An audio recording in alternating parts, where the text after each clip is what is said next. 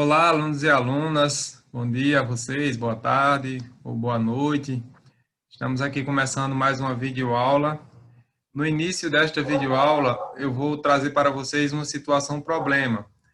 Esta situação-problema será como atividade para vocês me responderem. Então, após assistir a esta videoaula, vocês deverão responder a esta situação-problema e expressar a opinião de vocês, no caso, e enviar para mim. A primeira situação-problema trata da propriedade privada. Diz assim: uma pessoa investe R$ 100.000 numa empresa, entre instalações, matéria-prima, mão de obra e marketing. Este capitalista contrata 10 trabalhadores, pagando R$ 1.000 a cada um. Ao final de um mês, o caixa rende um valor de R$ 200.000. Destes, R$ 100.000 são reinvestidos na empresa e o capitalista fica com os outros R$ 100.000.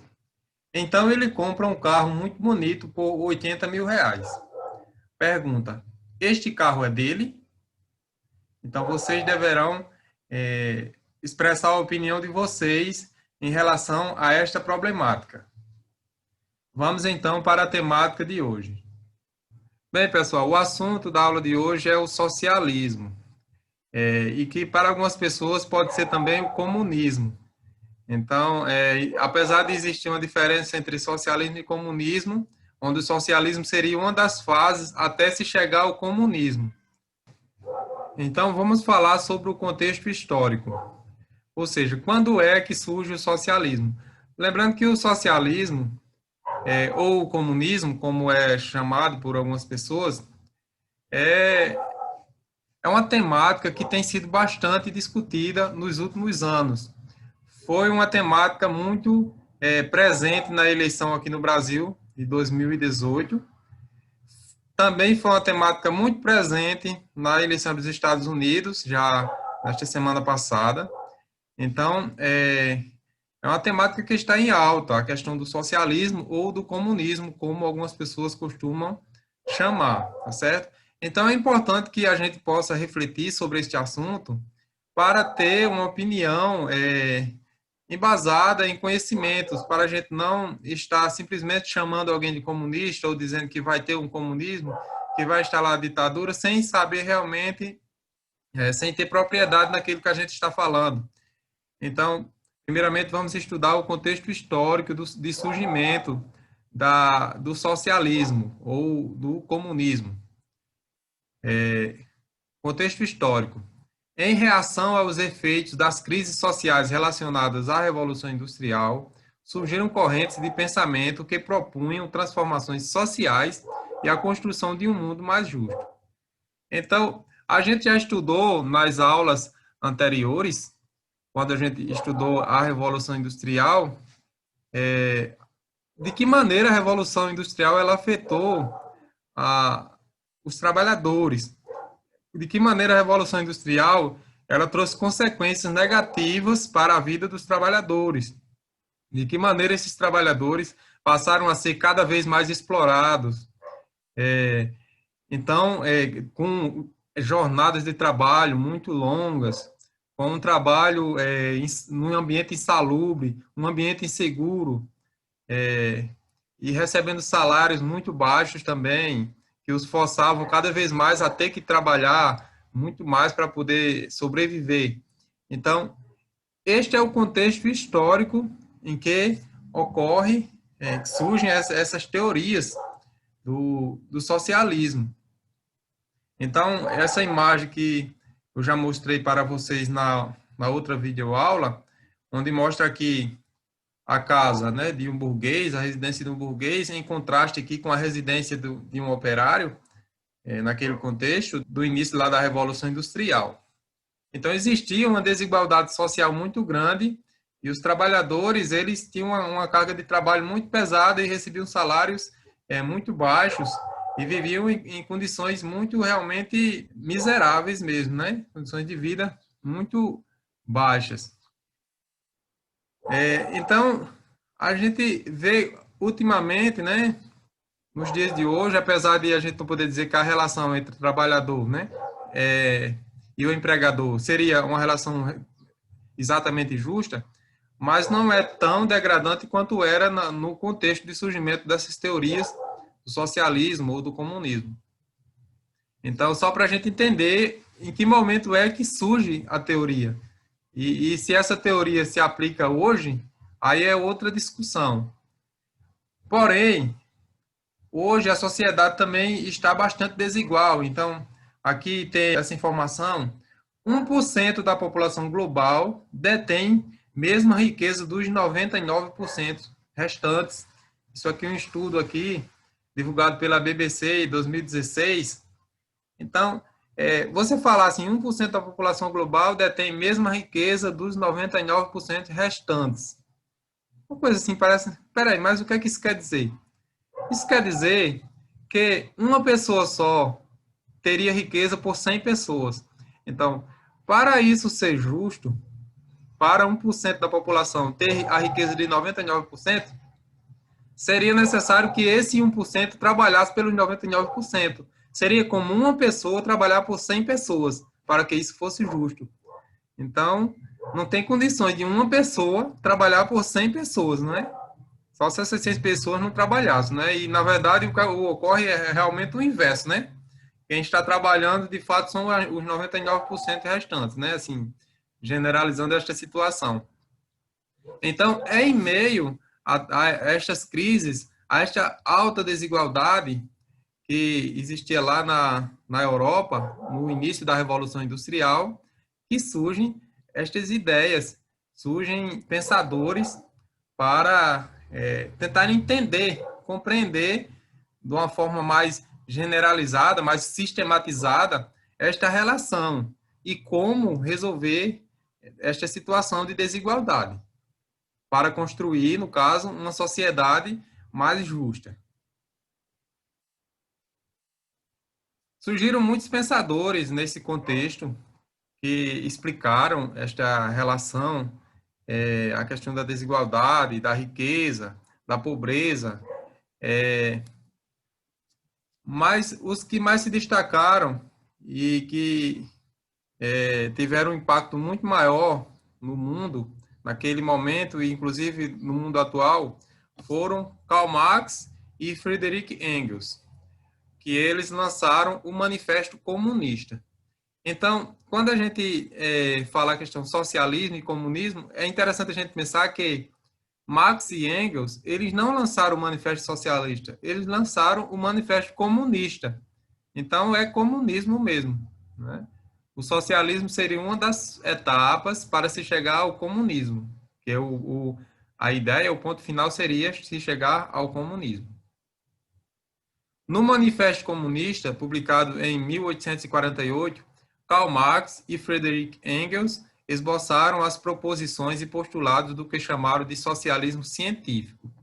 Então, existiam outros socialistas na época, que eram chamados de socialistas utópicos, principalmente Said-Simon, né, que era um dos representantes desse socialismo utópico, porque eles acreditavam que a sociedade mais justa viria a partir de reformas, a partir do diálogo, a partir da conscientização, ou seja, eles tentavam convencer as pessoas da necessidade de se ser mais solidário, de se construir uma sociedade mais justa.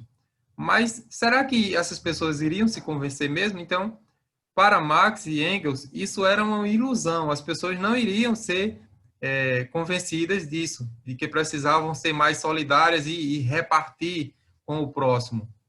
Então, Marx e Engels, eles procuraram estudar esta relação e desenvolveram uma teoria que ficou conhecida como materialismo histórico.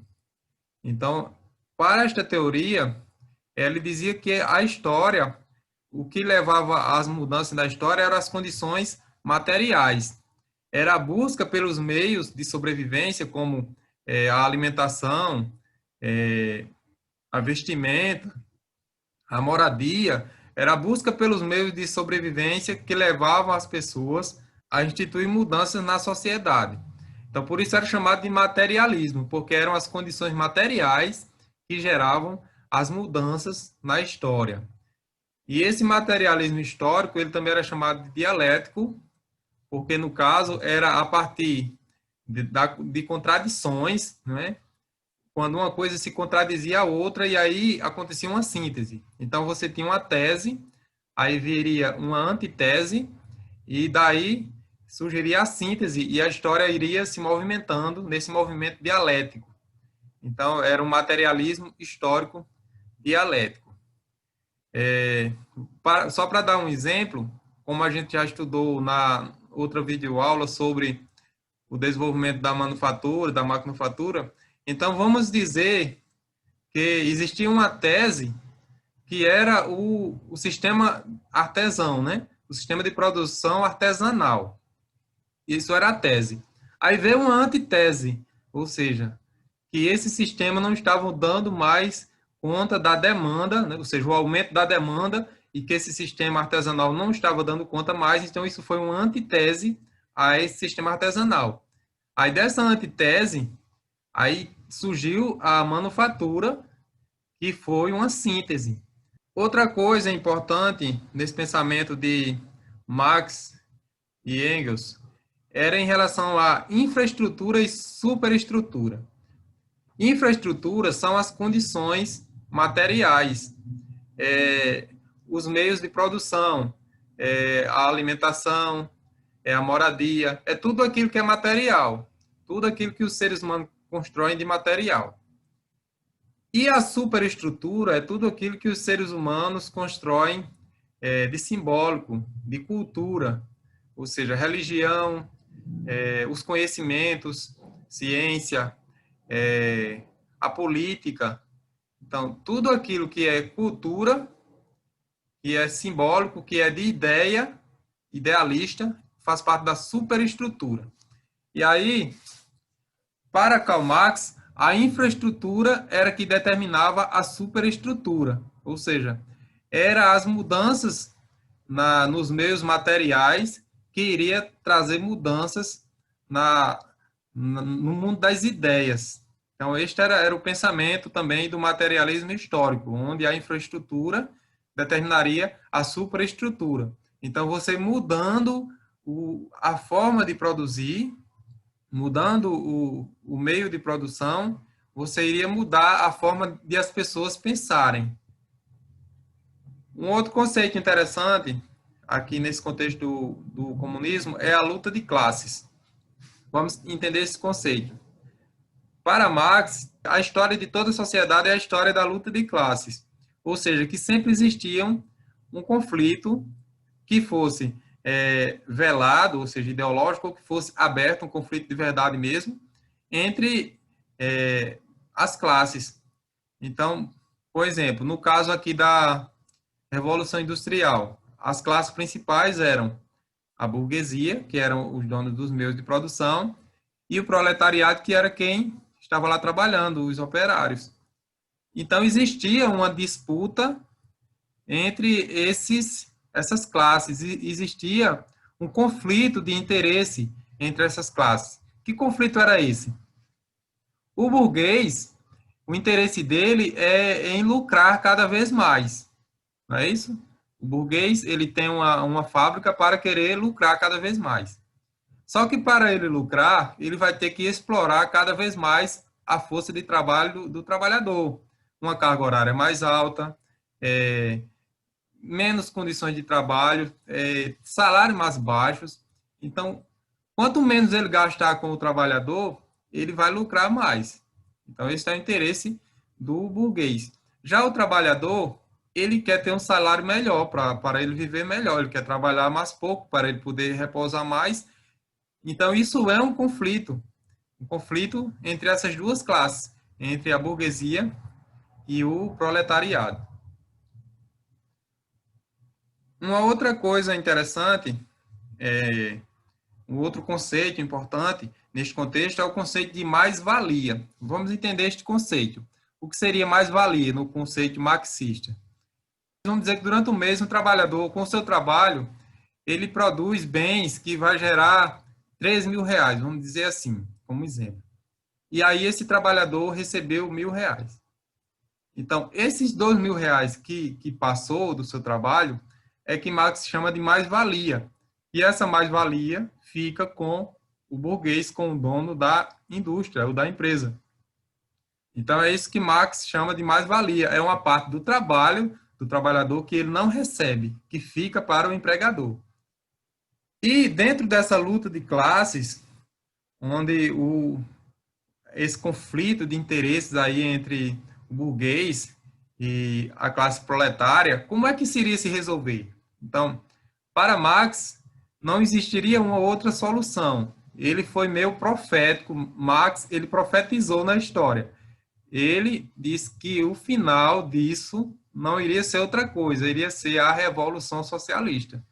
Então, aconteceria uma revolução, os operários iriam se revoltar, iriam pegar em armas e iriam tomar o poder para si, iria tomar os meios de produção, iria tomar as fábricas e iriam dividir entre eles. Então, ocorreria uma revolução socialista e se instalaria a ditadura do proletariado, onde esse proletariado era quem estava no comando, ou seja, os trabalhadores ficariam no comando e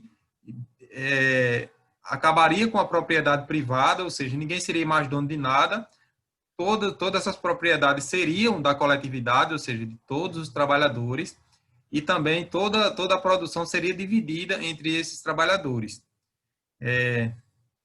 Numa próxima etapa, surgiria o comunismo, seria a etapa final. Daí surge a diferença que se tem de socialismo para comunismo. Esta etapa aqui da Revolução Socialista, a ditadura do proletariado, é o socialismo, que é quando ainda existem o Estado, ainda existem organizações estatais. No comunismo, não existe mais Estado, não existem classes sociais e não existem mais instituições do Estado para comandar as pessoas. Por isso que se diz, hoje em dia, que nunca existiu, de fato, o comunismo, porque em todos esses países que se diz que se instalou o comunismo, continuou existindo o Estado. Aqui eu vou fazer uma breve comparação bem simples, entre o capitalismo e o socialismo. Vamos lembrar que o capitalismo ele é o sistema econômico vigente no mundo atual, né, reinante em grande parte do mundo atual, até os países que se dizem comunistas ou socialistas. Eles têm algumas práticas atualmente capitalistas. Então, vamos entender como funcionaria esses sistemas. Capitalismo.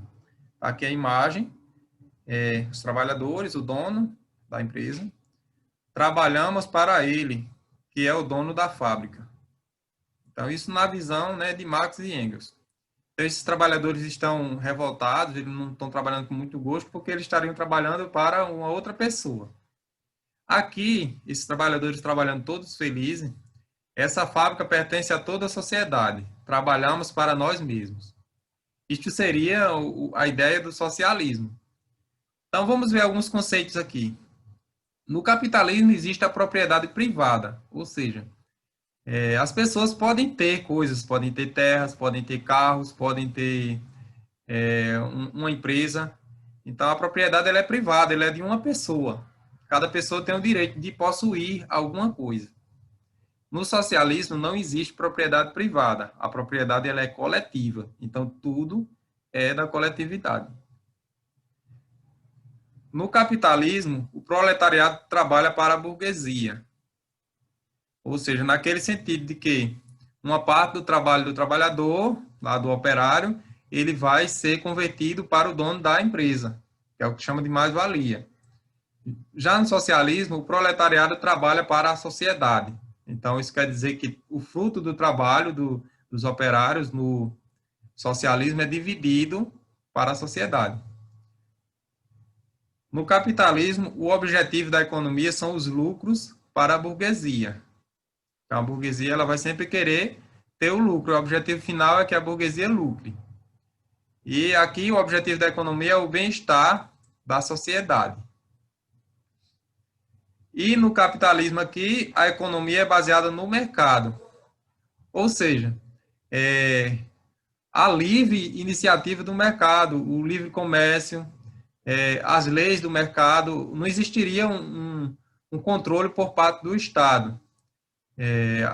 todas as pessoas ficariam livres para se dedicar a qualquer atividade comercial, a instituir os preços, não existiria controle. A economia é baseada nas regras do mercado. Tem uma lei de mercado chamada Lei da Oferta e da Procura, e a gente vivencia bastante esta lei na nossa prática diária, não é? Quando a gente vai na feira e tem muito de um determinado produto, aquele produto geralmente está mais barato. Ao contrário, quando a gente vai na feira que um determinado produto está em menor quantidade, geralmente ele está mais caro. Então, isso é chamado de lei da oferta e da procura, e é uma das leis do mercado na sociedade capitalista atual. Já no socialismo, a economia é planificada pela sociedade. Ou seja, existem regras para se cumprir. A economia ela não é livre.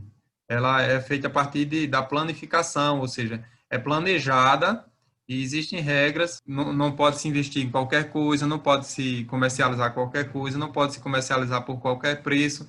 Então, tem que existir um planejamento. Algumas das diferenças que existem entre o capitalismo e o socialismo. Então, aqui eu trago a situação problema 2, que fala sobre a lei da oferta e da procura. Vamos entender essa situação. Um supermercado adquire álcool em gel a um preço de R$ 8,00 a unidade. Para retirar o lucro, este supermercado precisa vender este álcool em gel a R$ 10,00 a unidade, ou seja, ganhando R$ 2,00 por cada unidade.